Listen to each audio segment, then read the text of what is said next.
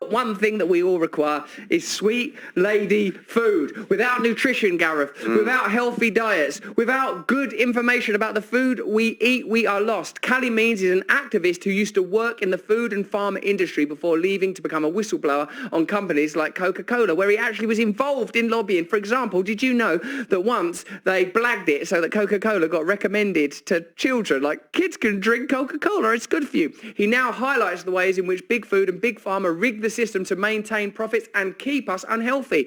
Your obesity is their profit. Callie, thanks for joining us, mate. Oh, great to be here, Russell. Now, we've just come out of a crisis where there's been some controversy around injecting children, perhaps needlessly.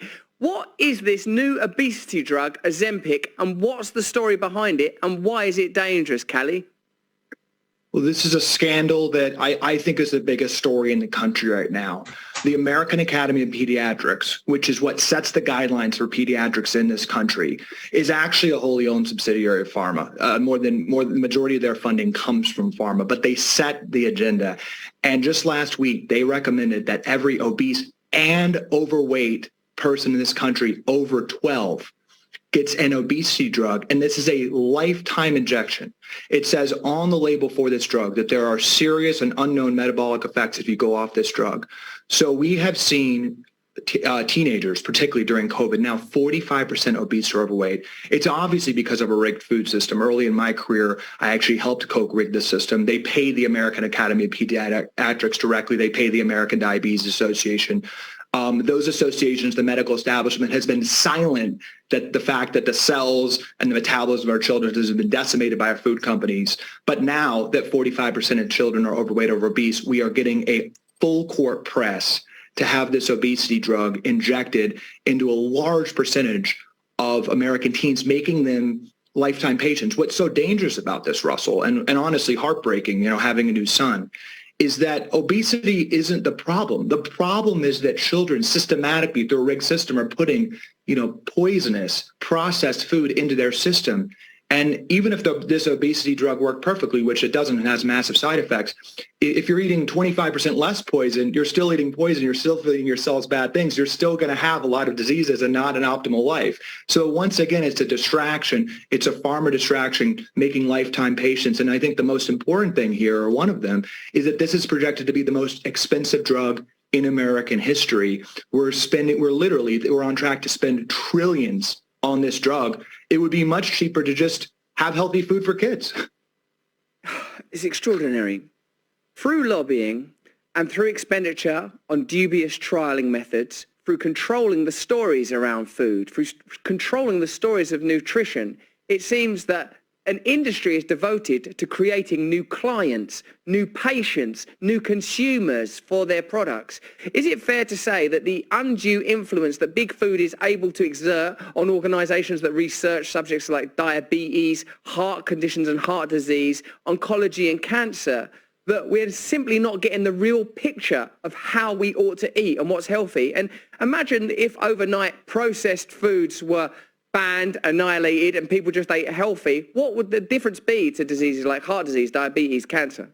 Yeah, so working for Coke 10 years ago, and now I'm working to change these incentives, we had a strategy. Now, processed food companies contribute 11 times more money to nutritional research in the United States than the NIH. They're basically processed food companies are funding research, and the direct strategy was to fund thousands and thousands of studies to complicate the issue. Still, to this day, elite research institutions are putting out studies questioning whether sugar causes obesity, right? So it's mass confusion. And then, as you mentioned, the medical system is totally silent on that, right? The medical system is not ringing an alarm bell about childhood diabetes, obesity. They're profiting from it. And I think the key thing to understand is that we siloed health in every institution, from pharma to med schools to your hospital. They make money on interventions of people that are sick. And as you said, we've siloed diseases into these things, right? We spend $250 billion on cancer. We spend over $1 trillion on diabetes care. The most prescribed drug in the country, 25% of the United States is on a mental health medication, right? We have 40% of men over 40 in the U.S. are on a statin, right, to prevent heart disease. The problem is, Russell, all of the conditions I just mentioned are going up. as we're treating them, as we're spending trillions of dollars to treat these conditions in silos, they're all getting worse. Rates of everything is going up. It's because the foundational reason for all of the diseases you mentioned, Russell, it's very simple, and we're being gaslighted.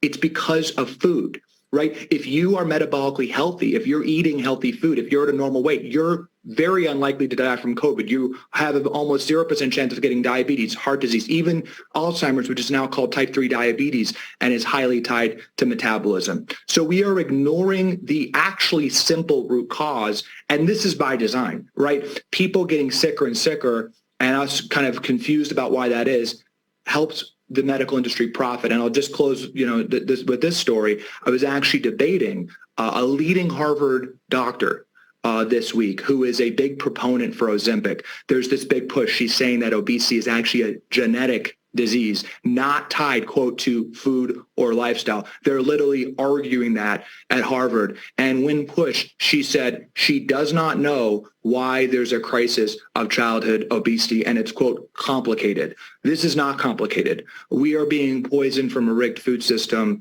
and the medical system is profiting.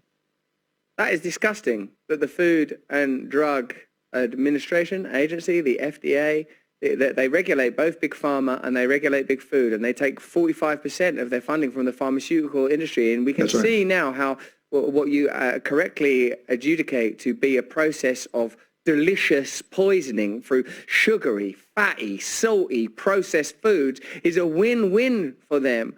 I get the sort of symbol, the metaphor, talking to you, Callie, that the agricultural models that meant that we were able to detach ourselves from nature plus industrialization and our corrupt systems has meant that the food that we are fed are the most profitable foods, not the most nutritious foods. That was bad enough when it were carbohydrate-based diets, peasants in whatever country eating potatoes or pasta or rice or whatever, bread, whatever's the appropriate food for peasants in that time. But now the appropriate food is poison. I see us as if we were latched with tubes, siphoning off our energy, pumping poisons into us, like we're like blobs of commodity now. And that when you say that our finest educational and academic institutions have been co-opted, that there is no credibility, that it is normal for a top Harvard professional to be so apparently credulous about how childhood obesity could increase when sugar and fat are increasing in diets, and when there is so much money spent on lobbying by the food industry.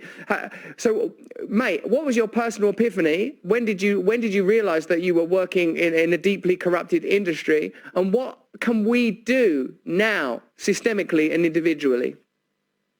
So my sister was the pride of the family. We both went to Stanford. She was much smarter than me. She was president of her undergrad class, was top of her class at Stanford Med School, and then was an elite surgeon.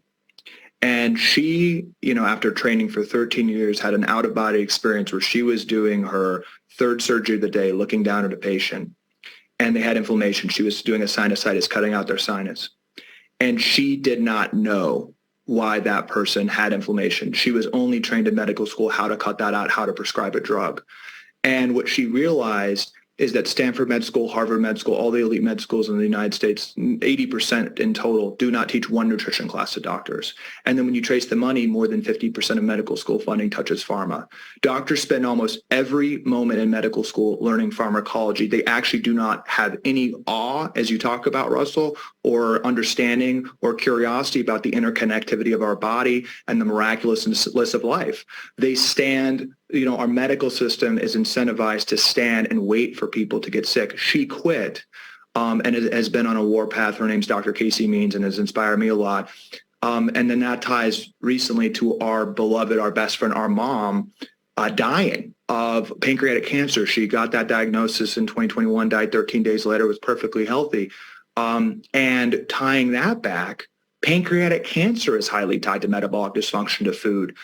Cancers, dementia, kidney disease, COVID deaths, all these things, when you trace it, are actually tied to food. So, Russell, it's really convinced me, some of these personal experiences, you did really take it to a spiritual level. Like, we are decimating our human capital when 25% of kids now have prediabetes.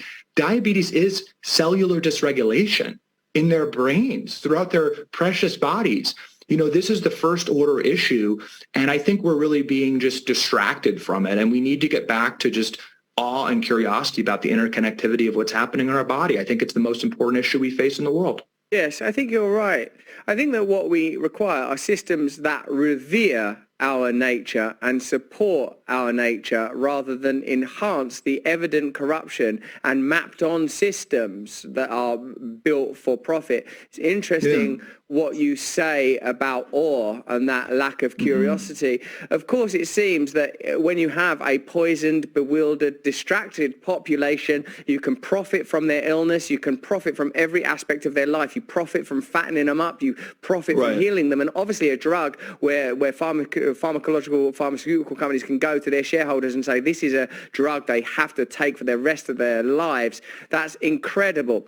Also, it's a problem of inequality, of course, isn't it? Because now people that are affluent, and I'd have to say I include myself in this, you replicate the kind of diet that you would have if you were living naturally. Like I recognize that I should be eating organic food. I should probably eat food that's available in the place that I'm out at in the season that I'm in. The ordinary conditions of our evolution are now a privilege because we are tied to economic systems and institutions of profit that will not afford us access to nature, even when it comes to sustenance, let alone nutrition. Yeah, I mean, I'm a free market guy, but I think the free market's been totally rigged.